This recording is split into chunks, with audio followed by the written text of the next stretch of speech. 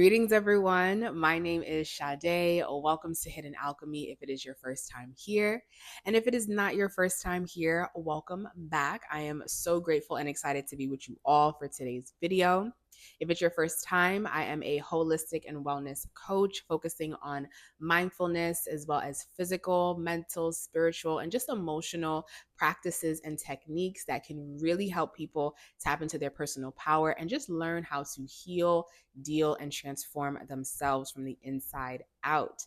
So if you would like to check out more of my work, go ahead and head over to my website, Hidden Alchemy by Sade. I have coaching services, classes, courses, one-on-one scheduling consultation, as well as doula care. That's my new thing that I have added to my list of healing modalities.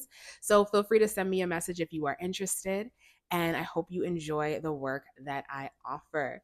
Now let's go ahead and dive into today's video. Today's video, we are diving into the astrology of September. And this is something new that I've been doing. If you've been watching me for some time, you know that I usually focus on breaking down the signs, breaking down the moon signs, Mars, the full moons, the new moons. But now I'm adding more and more on to my list here of what I want to offer the collective. And I'm going to be breaking down the astrology of the month on top of having the full moon and new moon breakdowns.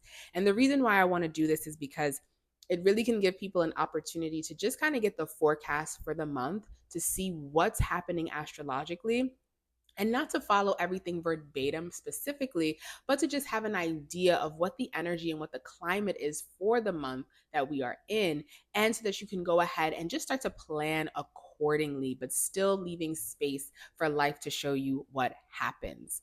So if you like this message, don't forget to give me a thumbs up as well as a comment to let me know how this month has been working out for you and just what you've been noticing has been coming up for you for the month of September. So let's dive into the month of September. This is a very exciting month for me. It is my birthday month. I am a Virgo and a Virgo stellium, actually. So many planets in the sign of Virgo. So I understand the Virgo energy and the energy of what the month of September is going to bring. Now, for me, the theme for September is definitely practical optimism. And I'm going to dive into why I feel like that as I dissect the month of September, because we really have a lot of change and shifts happening under this Virgo umbrella because the sun is in the sign of Virgo. And in the month of September, we are having the first partial eclipse in the sign of Pisces opposing the sun in Virgo, which is going to give everyone a taste of what to expect in the Pisces and Virgo house in your chart. Now, the North Node currently is in the sign of Aries, South Node in the sign of Libra, and will be in Aries and Libra until March of next year, and then it will officially turn into Pisces and Virgo. So the month of September is a very important month because it is going to give you a taste of what will be a theme for you for the next year and a half, as well as having Uranus stationing retrograde, as well as Mercury going back into Virgo as we assess this eclipse happening in the middle of September. So to start off the month of September, on September 1st, we are going to have Uranus stationing retrograde in the sign of Taurus. Now, we've had Uranus in the sign of Taurus for a few years now, so we're deep into the meat of Uranus and Taurus and what Uranus and Taurus has really been shaking up in our life in terms of our finances, in terms of our views on self-worth, in terms of our view on our relationships, what we're worth in our relationships, the type of relationships that we're worth having, the finances that we're worth having, and how we go about and go after the possessions that we want for ourselves.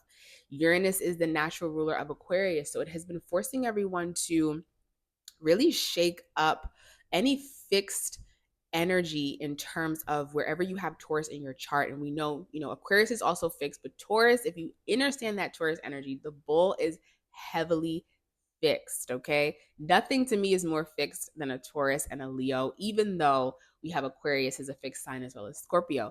But because Aquarius is ruled by Uranus as well as Saturn, Uranus really forces us to have to change through situations that occur outside of our control. So with Uranus in the sign of Taurus for these past few years, we have seen as a collective where our money systems have been changing. We've gone from physical currency to being heavily, heavily based in the cryptocurrency world. And that is something that has forced all of us to have to reconsider finances, what finances mean to us, what wealth means to us, and as well as our self-worth pertaining to the things that we want. Taurus rules your five senses, so it's the pleasures that you want for yourself that make you feel comfortable and grounded.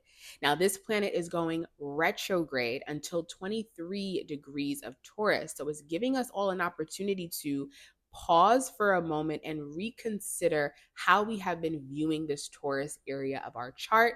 And then it'll speed back up. Well, not speed back up, it'll go direct towards the end of the year, actually beginning of 2025. And then we'll be able to make those changes that we have taken some time to reflect on before Uranus moves into the sign of Gemini. So that's happening on the 1st. And I have my notebook here so I can make sure I get you all the dates that are happening and what's going on. Now, Mercury has been direct since about the 28th of August, but Mercury will be stationing it back into Virgo around the 9th of September, which really is going to help us to cultivate the energy of this Virgo season even more in terms of being organized, in terms of, figuring out what it is that we want to see from ourselves this fall, reflecting on the summer as we get ready to move away from summer. And with Mercury going back into Virgo and continuing through Virgo, because we only had Mercury in Virgo for about 4 to 5 degrees. So we really didn't get to sit in the Virgo energy because Mercury does extremely well in Virgo. It's ruled by Virgo. So now we're going to really be able to sit with this energy in the month of September and get ourselves organized and continue that practical optimism. Now, before we have Mercury move back into Virgo, we're going to have a Virgo new moon. And I'm going to dive deeper into this new moon energy in my Virgo new moon video. So definitely check that out. But this Virgo new moon is going to oppose Saturn in Pisces. And I love this energy because Virgo is an earth sign. Saturn naturally rules Capricorn as well as Aquarius, but it naturally rules Capricorn, which is also an earth sign. And Virgo is ruled by Mercury. Mercury energy, Virgo and Gemini, Mercurial energy gets along very well with all of the planets because Mercury is the messenger. It wants to communicate what these planets need from us. And it's really the messenger of the sun. So with Virgo being the spotlight for this new moon, opposing Saturn in Pisces, it's really bringing us to an understanding and an understanding of where we currently are on our journey, where we might have been falling short of the work that needs to be done, and giving us practical ways to go about these next steps because Saturn is also retrograde in Pisces. So it's really asking you to take the internalization work, the reflective work to figure out where are you going and how can you get there. And you got to be practical. And what I like about this energy is, Virgo isn't a deadbeat downer of an energy, but it is a realistic energy. It is the energy of, okay, this possibility can happen, but where are you now? And what steps do you really need to take for this possibility to happen? With the opposition to Saturn and Pisces, it's not a new moon where you're physically acting on something that is exciting. It's really a reflective new moon of like, okay, things are changing, seasons are changing. I got to get it together. But what am I getting together? Why am I moving in that direction? And how can I start to take these steps? Now, when Mercury goes back into Virgo, that's when you will really see more picked up momentum in whatever it is that you wrote down for yourself or identified for yourself during the Virgo new moon to help you move into that new direction so that you have momentum before fall gets here.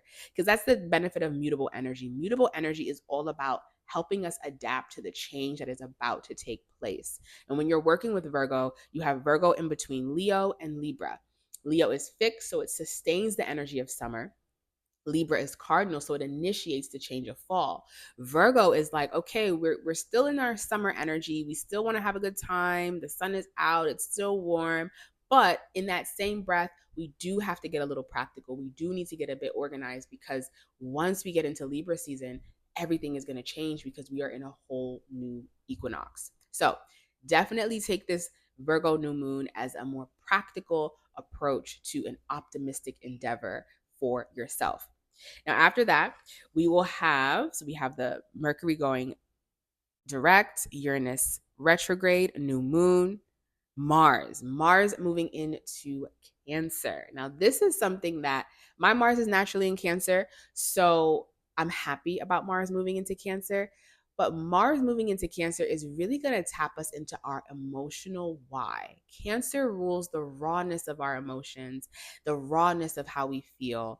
Mars does not really like to be in Cancer. Mars prefers to be in Aries, which is a fire cardinal sign, or Capricorn, which is the opposite of Cancer. The beautiful thing about Mars in Cancer is cardinal. So it still means that we have to initiate change, which is really going to help us for Libra season. Now, with Mars moving into the sign of Cancer, what we do has to have emotional meaning, which can really help us get intentional about what we are harvesting for the fall.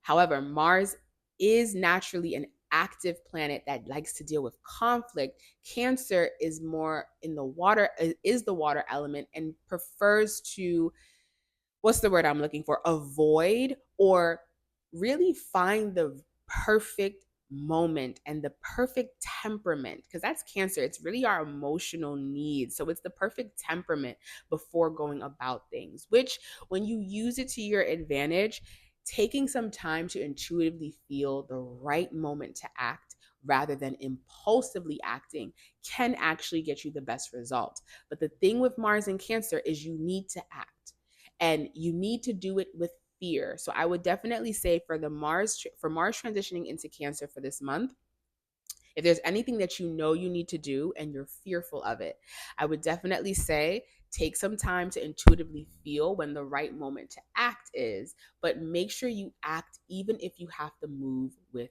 fear, even if you have to move with doubt or insecurity, still act, because the action still has to get done. But sometimes Cancer can just stay stuck in the shell. The crab stays stuck in the shell because it's afraid, but we still have to move. We still have to go forward because fall is on its way and things are going to change.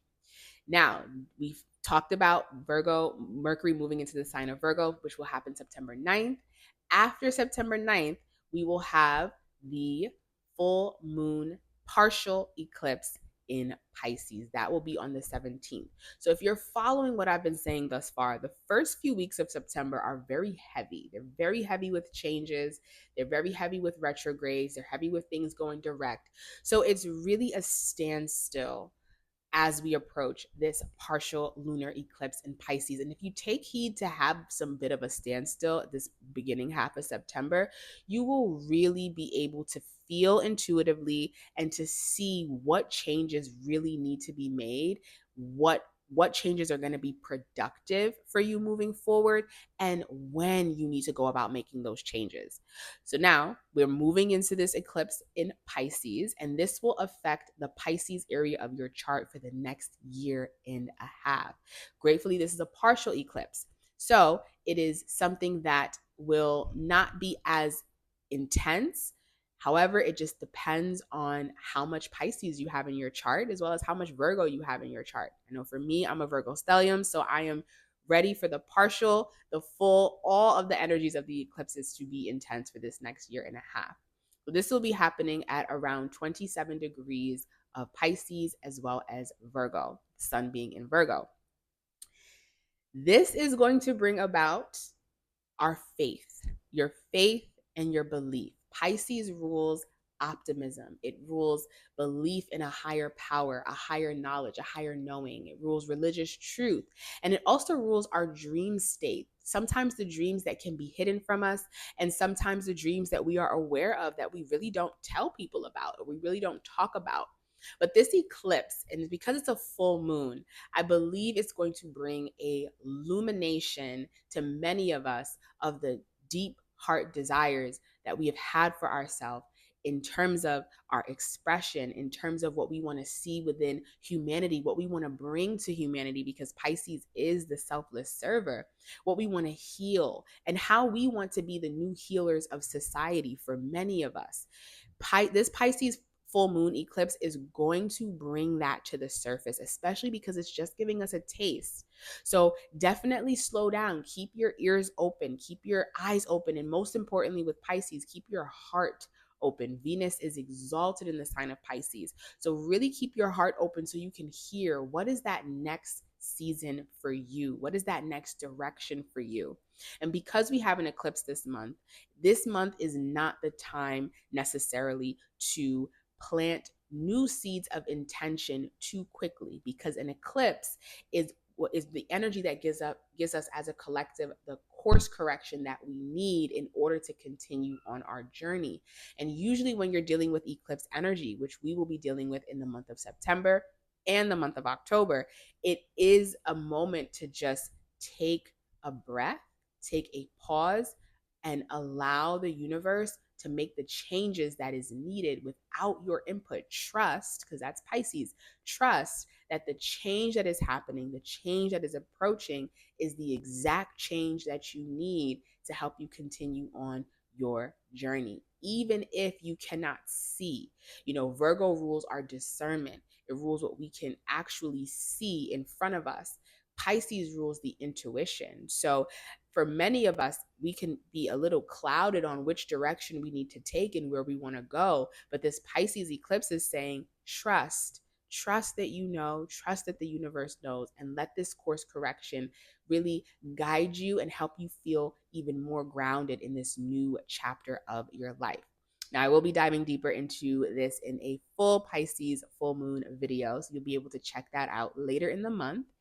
And then after we get past this full moon eclipse energy in Pisces, this is when the month of September starts to get a little bit more, I wouldn't say easier, but there's more space to breathe. The first half, we just had a lot of changes after the 17th. So I really would say right during the equinox, as we move into Libra season, that's when things can kind of take a little bit of a breath, but not really, because in October 2nd to be exact, we have another eclipse, a final eclipse in the sign of Libra, closing out this fall season of the eclipse of Aries and Libra. We will, of course, have something in March of next year, but that will be spring.